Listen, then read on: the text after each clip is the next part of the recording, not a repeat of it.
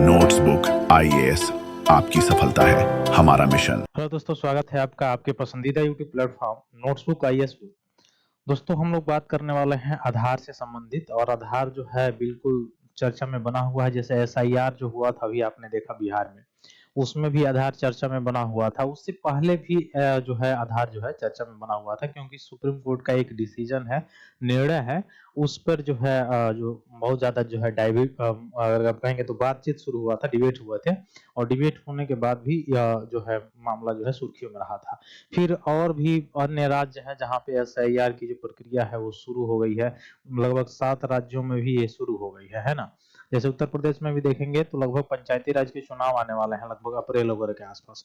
तो वहां पर भी एसआईआर की प्रक्रिया शुरू हो गई है। अभी बिहार विधानसभा में भी आपने देखा था कि एसआईआर की प्रक्रिया शुरू हो गई थी। तो पहला चीज की एसआईआर है क्या?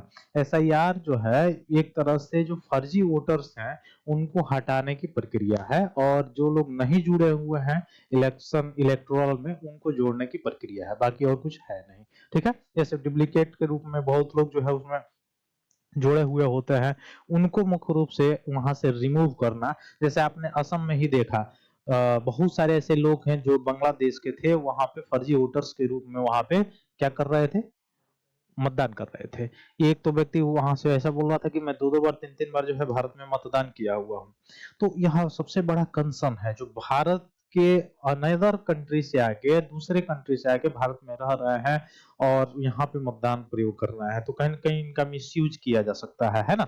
तो यहाँ इसके लिए जो है इलेक्शन कमीशन जो है, आप देखेंगे कुछ पिछले दिनों में बहुत ज्यादा जो है तीव्रता से एसआईआर की प्रक्रिया जो है, हालांकि ये मामला एसआईआर का जो है सुप्रीम कोर्ट में भी गया था, तो इस लेकिन ये सारी चीजें हुई।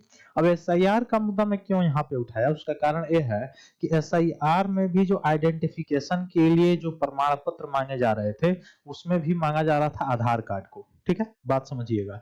तो आधार कार्ड को मांगा जा रहा था, और आधार कार्ड जो है वह नागरिकता का यानी सिटीजनशिप का, अगर आप कहेंगे तो सिटीजनशिप का मुख्य रूप से प्रमाण नहीं है। ठीक है। अब क्यों नहीं है वो आगे हम लोग चर्चा करेंगे। सुप्रीम कोर्ट का एक डिसीजन है, उसके अनुसार ही बताया गया था कि जो आधार कार्ड है वह नागरिकता का प्रमाण नहीं है, आपके सिटीजनशिप का जो है प्रमाण वो नहीं है। ठीक है। और इवन यहाँ से अगर आप देखेंगे तो यूपीएससी ने भी प्रश्न पूछ चुका है। यूपीएससी लगभग 2018 या 2020 के आसपास प्रश्न पूछा हुआ था, और खासकर बिल्कुल कॉमन जो है वह क्वेश्चन पूछा गया था। अभी हम लोग इस पे चर्चा भी करेंगे कि क्या प्रश्न आया था। ठीक।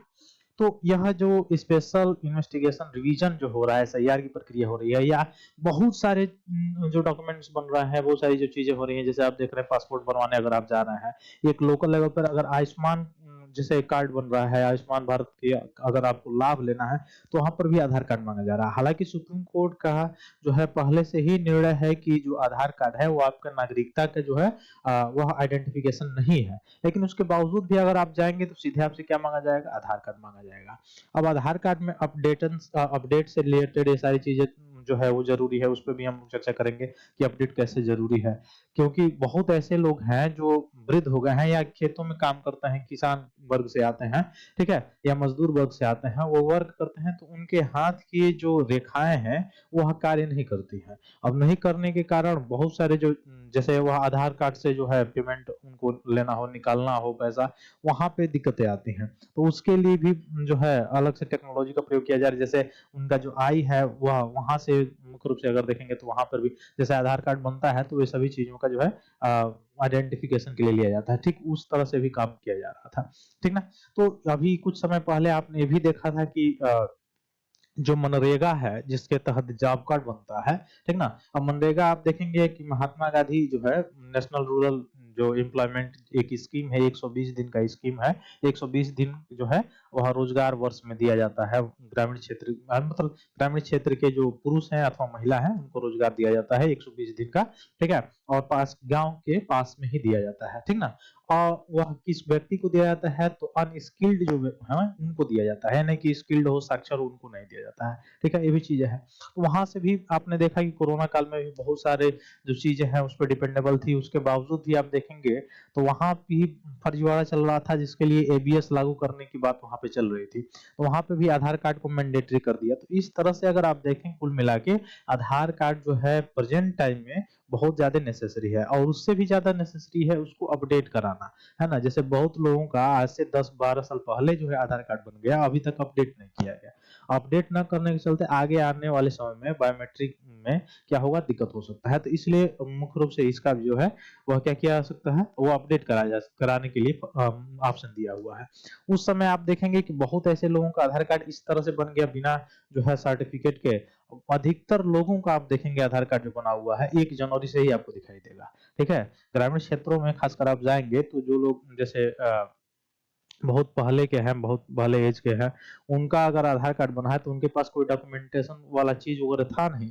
जो इलेक्टोरल जो बनता था या निर्वाचन कार्ड जो बनता था, तो निर्वाचन कार्ड पहले देखिए निर्वाचन कार्ड जो बनता था वो फर्जी में बिल्कुल आसानी से बनाया जा सकता था। एक कंप्यूटर वाली दुकान के पास जाके भी लोग बनवा लेते थे, केवल उसका स्टिकर लगा के और उसको निकाल कर जो है बनवा लिया जाता था। क्योंकि उसमें बायोमेट्रिक वगैरह ये सारी चीज़ें तो लगती नहीं थी। अब तो है जो है वो उसको जो है बीएलओ के द्वारा बनाया जाता है। हालाँकि उस समय भी बीएलओ के द्वारा बनाया जाता था, लेकिन यह फर्जीवाड़ा उसमें बहुत ज़्यादा हाई लेवल पे चलता था। अब चूँकि इसको जो निर्वाचन कार्ड है, उसको जब आधार कार्ड से जोड़ दिया जाएगा, तो यह फर्जीवाड़ा जो पहले बनाया जाता था, वह वहाँ से थोड़ा-सा क्या हो जाएगा, कम हो जाएगा। फर्जीवाड़ा जो बन रहा था या फर्जीवाड़ा जो हो रहा था, वो थोड़ा-सा कमी आएगी उसमें। जैसे-जैसे डिजिटल रूप में इसका छाप या इसका आइडेंटिफिकेशन लिया जाएगा, ठीक ना? तो उसमें आप देखेंगे कि जैसे आधार कार्ड जो है, आधार कार्ड मैंडेटरी इसमें कर दिया गया, ठीक है? निर्वाचन कार्ड। अब इसमें इसलिए किया गया कि इसमें जो है बायोमेट्रिक होती है, बायोमेट्रिक वाली चीज़ें होती हैं। तो इसको लॉन्च कब किया गया था, कैसे बना था, किस एक्ट से बना था, ठीक है? कौन-सी कंपनी जो है मुख्य रूप से भारत में कौन-सी ऐसी संस्था है, जो इसको बनाने का काम करती है, उसको भी हम लोग देखेंगे।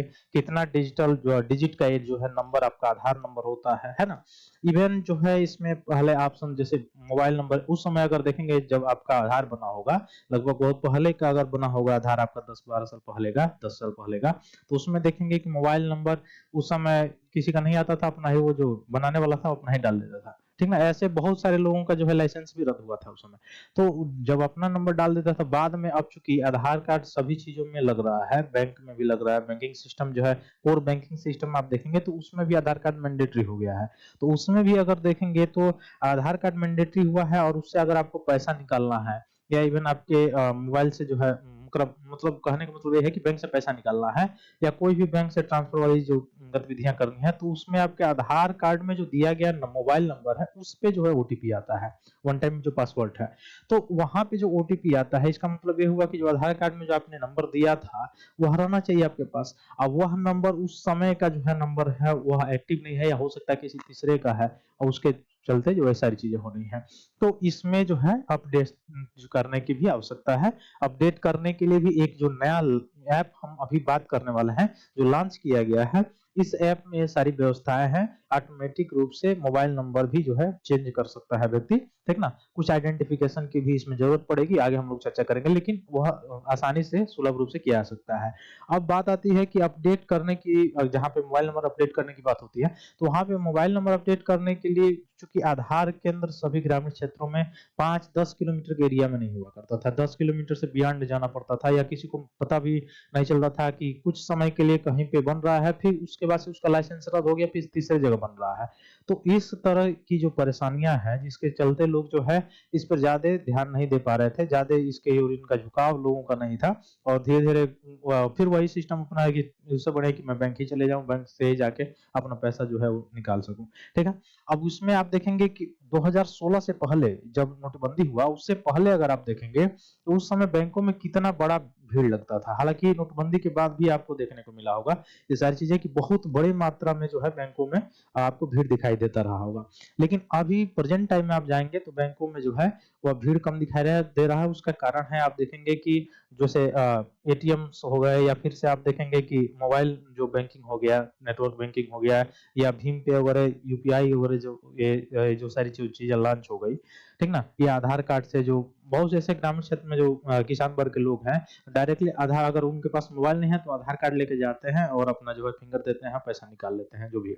तो इससे जो है बैंकों में आप देखें, और चूंकि यह ऐसा है कि 24/7 आप कभी भी निकाल सकते हैं जब आपको जरूरत हो, ठीक है? तो उस तरह से यह मैंडेटरी हो जाता है, इसलिए ऐप लॉन्च किया गया है ताकि आने वाले समय में जो भी दुविधाएँ हो रही है उसको दूर किया जा सके, ठीक ना? जैसे क्या-क्या इसमें किया जा सकता है, जैसे कोई व्यक्ति अपना मोबाइल नंबर चेंज करना चाहता है, ये जानना चाहता है कि उसका जो ये आधार कार्ड है कहाँ-कहाँ पे संलग्न किया गया है, किन-किन बैंक में है, किस बैंक में इसका केवाईसी है, वो भी यह बताया जा सकता है वहाँ से, ठीक ना? तो और अभी तो फिलहाल में जैसे आप देखेंगे ये पैन कार्ड बनता है, तो एक हार्ड जो है कार्ड आता है आपके पास, ठीक वैसे ही इसका भी पीवीसी कार्ड बन रहा है और ये पीवीसी कार्ड बिल्कुल ऑनलाइन होता है। इस ऐप के माध्यम जो ऐप आया है, इस ऐप के माध्यम से भी हो सकता है। ₹50 के आसपास इसका कोई चार्ज कटता है शायद और आपके नज़दीकी जो डाकघर है, वहाँ पे जो है स्पीड पोस्ट हो जाता है और वहाँ से फिर आप ले सकते हैं। तो ये पीवीसी कार्ड के रूप में आ सकता है। दूसरा चीज़ इसके आ जाने से यानी इस ऐप के चलते एक और चीज़ आसानी हो जाएगी कि जो पेपरलेस व्यवस्था है, उसमें बढ़ोतरी मिलेगी, है ना? जैसे आपने देखा होगा कि बहुत सारे लेजिस्लेटिव में भी आप देखेंगे, जैसे उत्तर प्रदेश का जो लेजिस्लेटिव है, वो पेपरलेस हो चुका है, ठीक है? वहाँ पे सारी जो चीज़ें होती हैं, वो डिजिटल रूप से होती हैं। तो ठीक है जो सभी गवर्नमेंट जो है मुख्य रूप से जो गवर्नमेंट का उद्देश्य है, वह इसी पे ध्यान दे रही है कि कैसे जो है रिसाइक्लिंग या पेपर की ज़्यादा यूज़ से बचा जा सके, ठीक ना? तो उसके लिए एक अच्छा यह चीज़ है कि इस ऐप के माध्यम से आपका आइडेंटिफिकेशन होगा, वहाँ पे आपका आधार कार्ड जो है वो रहेगा इस ऐप में। आप चाहे किसी होटल में जा रहे हैं या कहीं पे जा रहे हैं, अगर आपसे वो मैंडेटरी ले रहा है, तो या तो स्कैन करके आपका ले सकता है आधार कार्ड या तो आप शेयर कर सकते हैं उसे अपना आधार कार्ड डिजिटल रूप से। यानी एक तरह से पेपरलेस व्यवस्था होगी, ठीक है? तो ये सभी चीज़ें हैं, तो आइए देखते हैं हम लोग क्या-क्या पॉइंट है इसमें, इसको देखेंगे हम लोग। तो आधार यूआईडीआई आप याद रखिएगा, यूआईडीआई जो संस्था है उसके द्वारा ये क्या किया जाता है, लॉन्च किया जाता है आधार। अब इसके द्वारा जो है ये कहा गया है कि न्यू आधार ऐप आया है, इसके माध्यम से आप क्या कर सकते हैं, वेरीफाई कर सकते हैं, डिजिटल शेयर कर सकते हैं, आधार डिजिटली जो है आप अपना आधार जो है क्या कर सकते हैं, डाउनलोड कर सकते हैं और जो है इसका यूज कर सकते हैं। यह डायरेक्ट इसमें बताया गया है, ठीक ना? तो आधार कार्ड कितने नंबर का होता है? आधार कार्ड में आपका नंबर जो है 12 डिजिट यूनिक आइडेंटिफिकेशन नंबर होता है। तो ये याद रखिएगा, यहाँ से प्रश्न पूछा जा चुका है पहले, यूपीएससी के द्वारा पूछा जा चुका है। तो कितने नंबर का है? 12 नंबर का है। और एक चीज और याद रखेंगे, मैंने शुरू में ही इसके के बारे में बताया कि जो ये आधार कार्ड है या अथवा आधार है, ये नागरिकता का प्रमाण नहीं है, ठीक ना? यह सिटीजनशिप का प्रमाण नहीं है, बिल्कुल। अगर आपके प्रश्न में पूछा जा रहा है या अथवा स्टेटमेंट ये दिया हुआ है कि यह नागरिकता का प्रमाण है, नागरिकता का आधार है, तो गलत है, ठीक है? अभी मैं कुछ समय पहले की बात बता रहा हूँ कि आधार कार्ड भी बनवाने के लिए बहुत ऐसे जो है सोर्सेस हैं, वो बने पड़े हैं, जो अलग-अलग देशों से आए हुए लोगों का कुछ पैसा जो है वो लगता है और बन जाता है। ऐसे भी सारी चीज़ें जो है वो चलती है। तो यहाँ से फ्रॉड होने की ज़्यादा चांसेस होता है। लेकिन ये आपको याद रखना है कि आधार कार्ड जो है कितने नंबर का होता है? 12 डिजिट का 12 अंक का यूनिक आइडेंटिफिकेशन नंबर होता है, ठीक है? किसके द्वारा लॉन्च किया जाता है? तो याद रखिएगा यूआईडीआई डीएआई के द्वारा, या अर्थात unique identification authority of India, इसी के द्वारा आधार कार्ड जो है लॉन्च किया जाता है। कितने नंबर का? 12 नंबर का। और यह जो है आप देखेंगे कि यह किस मिनिस्ट्री के अंतर्गत आता है। मिनिस्ट्री अगर आपसे पूछा जाए, मंत्रालय पूछा जाए, तो यह इलेक्ट्रॉनिक्स एंड इंफॉर्मेशन जो टेक्नोलॉजी मिनिस्ट्री है उसके अंतर्गत आता है। तो आईटी मिनिस्ट्री के अंतर्गत ये आता है मुख्य रूप से। कौन? तो ये आधार कार्ड जो यूआईडीआई है, यूआईडीएआई, और यही जो है आधार कार्ड लॉन्च करता है, ठीक है? अब इसके मंत्री जो है अश्विनी वैष्णव जी हैं, जो अभी प्रेजेंट में रेल मंत्री भी हैं, आप जानते भी होंगे, ठीक ना? तो ये याद रखिएगा, यह सभी जो पॉइंट मैं अभी बताया, सब प्रीलिम्स फैक्ट है, ठीक है? यहाँ से प्रश्न किसी भी तरह से घुमा के आपसे पूछा जा सकता है। तो आपसे पूछा जाएगा कि क्या यह आप नागरिकता का एक पहचान है? तो बिल्कुल ये नहीं है, बिल्कुल गलत बात है, ठीक ना? तो लॉन्च का अवलोकन अगर देखा जाए तो केंद्रीय आईटी और संचार मंत्री के द्वारा किया गया, अश्विनी वैष्णव जी के द्वारा किया गया, मैंने अभी आपको बताया भी। और किसके द्वारा किया गया? यह कौन सा विभाग है, प्राधिकरण है? तो भारतीय विशिष्ट पहचान प्राधिकरण, जिसको अभी हम लोगों ने कहा था यूआईडीएआई, ठीक ना? यूआईडीएआई, इसके द्वारा ये सारी चीजें की गई हैं, ठीक ना? इस ऐप को लॉन्च किया गया है, ठीक? तो यह मुख्य रूप से इसका कार्य क्या है, मैंने आपको शुरू में ही बताया कि पेपरलेस करना है इसको, उन्नत सुरक्षा प्रदान करना, वो गोपनीयता को बढ़ाना, तीव्र प्रक्रियाएं देना, ये सब इसमें शामिल है। यही ऐप है, ऐसे ही दिखाएगा जैसे यह किसी व्यक्ति का है, ठीक ना? कोई भी हो, एक्स वाई जेड। तो इनका जैसे ऐप के माध्यम से डायरेक्ट अपना जो है नंबर या जो भी आधार नंबर या ये होंगे, ओटीपी आया होगा, इसको डाले होंगे, तो इनका जो है इस ऐप में डायरेक्ट यह दिखाई दे रहा होगा, ठीक है? इसी तरह का ये होता है। चाहे तो ये यहाँ से शेयर आईडी भी कर सकते हैं या स्कैन क्यूआर, ये सारी चीजें इसमें देता है, ठीक ना? तो फेस आईडी प्रमाणीकरण भी इसमें है, क्यूआर कोड सत्यापन है, अभी मैंने बताया। फिर मल्टी प्रोफाइल प्रबंधन भी आपको देखने को मिलेगा, ऑफलाइन सत्यापन भी है। इसमें अगर देखेंगे तो सिक्योरिटी ताला, खुद मेरे पास भी है, इसके पास इसका ऐप जो है। सिक्योरिटी ताला इतना मजबूत है, इसका सिक्योर है कि आप एक बार अगर इसका यूज करते हैं और अगले 2-3 माह तक यूज नहीं किए हुए हैं, छोड़ दिए हैं, तो डायरेक्ट पुनः आपको वह अपना जो है पासवर्ड डालना पड़ेगा। और आप पासवर्ड भूल गए तो फिर वह आधार कार्ड का जो आधार कार्ड में जो मोबाइल नंबर दिया गया है उस पे ओटीपी आएगा। वह ओटीपी अगर आप डालेंगे फिर दोबारा आप पासवर्ड बनाएंगे तब ये खुलेगा। ठीक है, तो सिक्योर भी है। गोपनीयता आपकी जो है वो शेयरिंग नहीं की जा सकती है, गोपनीयता का मुख्य रूप से इसमें ध्यान रखा गया है। ठीक ना। तो डाउनलोड इंस्टॉल कैसे करना है, ये सारी चीजें मैंने बताया ही आपको। पंजीकरण आधार का कैसे होता है, किसके अंतर्गत होता है, यूआईडीआई के अंतर्गत होता है, सभी चीजों इसका प्रयोग अब बड़े जो है व्यापक लेवल पे हो रहा है। मैंने शुरुआत में ही आपको बताया ये नागरिकता के पहचान तो है नहीं, फिर भी इसका व्यापक रूप में क्यों इस्तेमाल हो रहा है, क्योंकि इसमें अगर आप देखेंगे तो आपके आइडेंटिफिकेशन से रिलेटेड जो है, जो भी फिंगरप्रिंट्स वगैरह सारी जो चीजें हैं वो इसमें ली जाती है, इसलिए। तो बैंकिंग और वित्त में भी हो रहा है, टीआरआई भी करता है, दूरसंचार जो पहले जो है आप देखेंगे सिम कार्ड जब मिलता था या सिम कार्ड लेने जाया जाता था, तो वह कैसे लिया जाता था, वह लिया जाता था जो पहचान पत्र होता था, ठीक ना, पहचान पत्र के द्वारा जो है लिया जाता था, या चुनाव निर्वाचन जो पत्र था उसके द्वारा लिया जाता था, ठीक ना, उसके द्वारा। अब उसमें बहुत बड़े बड़े लेवल पे फ्रॉड होता था। जैसे मान लीजिए मैं गया किसी अपने घर के किसी सदस्य का, और वह इलेक्टोरल कार्ड जो है, जो निर्वाचन कार्ड है उसको लेके चला गया और उससे नंबर निकलवा लिया। उस व्यक्ति को तो पता नहीं है ना, उस व्यक्ति को नहीं पता है कि उसके नाम से नंबर निकाला गया है। अब वह नंबर से फ्रॉड भी हो सकता है, और पकड़ा कौन जाएगा, जिसके नाम से है। अब यहाँ आधार कार्ड लग जाने से दूरसंचार क्षेत्र में क्या होगा, अब इसके टीआरआई जो है एक ऐप भी देता है, उसके माध्यम से आप जांच भी कर सकते हैं कि आपके आधार कार्ड पे कितने नंबर जो है निकाले गए हैं। अगर वह आपके नंबर नहीं है तो आप उसको ऑफ भी कर सकते हैं, बंद भी कर सकते हैं। तो ये सिक्योरिटी लेवल पे देखा जाए तो ये बहुत बड़ी सुविधा है, बहुत अच्छी सुविधा है, ठीक ना। तो सरकारी कल्याणकारी जितनी भी योजनाएं लॉन्च होती हैं, जैसे मैंने अभी आपको बताया कि आयुष्मान भारत जो योजना है, उसमें आप देखेंगे तो आपको आधार कार्ड लेके जाना ही पड़ेगा। आधार कार्ड लेके आप जाएंगे तो उस योजना का आप लाभ ले सकते हैं। तो शिक्षा में या और सारी सरकारी कल्याणकारी जो भी योजनाएं गवर्नमेंट की होती हैं, जो स्कीम्स होती हैं, उसमें भी अगर किसी व्यक्ति को लाभ लेना है तो आधार कार्ड बिल्कुल ही जरूरी है ना। अब इसका कानूनी ढांचा क्या है, तो यह प्रणाली जो है आधार वाला, वित्तीय और अन्य सब्सिडी लाभ सेवाओं के लक्षित वितरण अधिनियम 2016 के तहत संचालित होता है। तो यहाँ से प्रश्न आपसे पूछा जा सकता है कि आधार कार्ड जो है कैसे संचालित होता है, किस एक्ट के तहत, किस अधिनियम के तहत संचालित होता है।